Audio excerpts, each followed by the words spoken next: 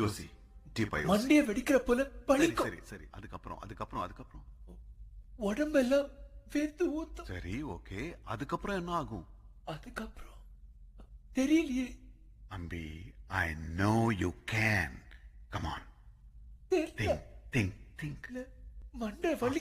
வலி வந்ததுக்கு அப்புறம் இல்ல. ஏய் டாக்டர்,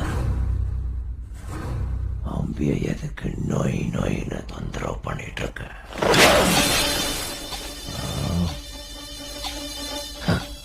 இதெல்லாம் என்னது? ஹைடெக் வச்சு மக்களை ஏமாத்திக்கிட்டு. நீங்க யாரு? அண்ணிய.